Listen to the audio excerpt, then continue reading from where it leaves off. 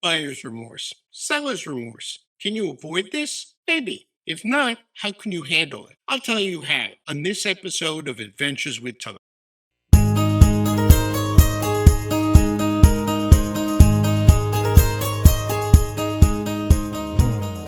If you've been collecting watches for any length of time, you've undoubtedly experienced buyer's or seller's remorse. Maybe you bought a watch you regret, or sold a watch you really wanted to keep. Perhaps you had an opportunity to buy a watch and didn't, or there's a watch you should have sold and now you can't. I've experienced some of these disappointments and want to help you try to avoid them, and if necessary, brave through them. I'll take them one at a time. You can always skip to the specific situation that concerns you by using the time codes in the description or the progress bar at the bottom of the screen. But why not help out my channel and watch the entire video and hit that like button so I can reach more watch enthusiasts? I would guess that buyer's remorse is the most common of these situations. You buy a watch and very quickly you realize your purchase was a mistake. Maybe it was an impulse buy.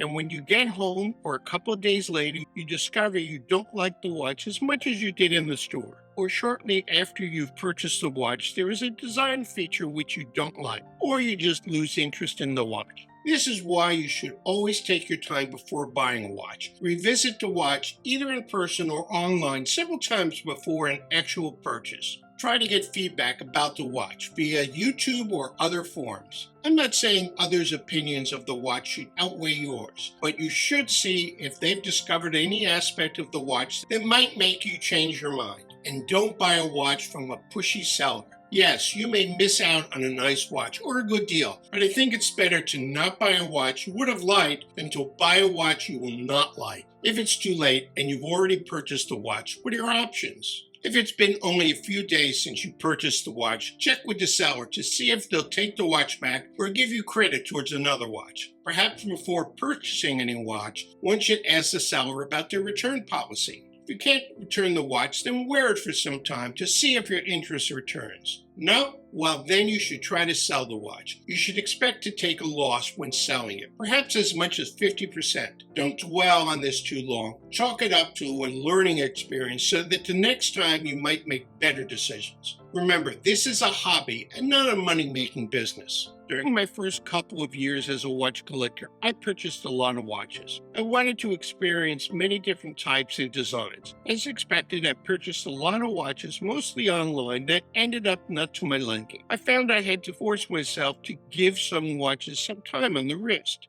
Eventually, I realized that I really didn't like the watch, and all I was doing was limiting wrist time to watches that I actually liked. I sold these watches, and except for one, took a loss. I considered that a rental expense for the opportunity to learn what I did and didn't like in watches. Now I'm a bit more selective in what I buy.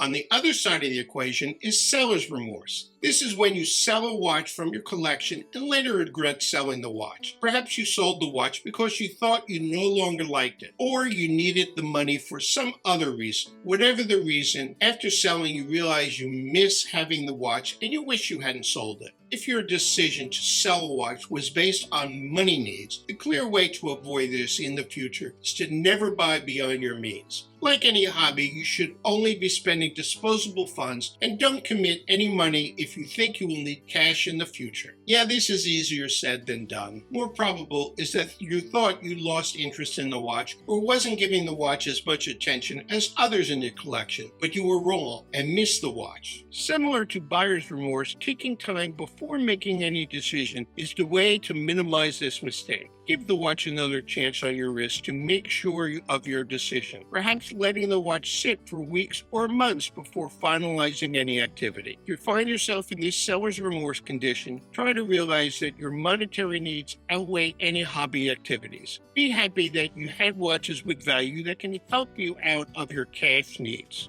However, if the sale was based on an assumed lack of interest, understand that you can always buy the same model again. Yes, it will cost you more than if you had kept the watch, but perhaps this provides you with an opportunity to determine your actual level of desire for the watch. Luckily, I haven't experienced seller's remorse. I attribute this to adhering to my previous suggestion, in that I gave these watches time such that I was sure I no longer wanted them in my collection.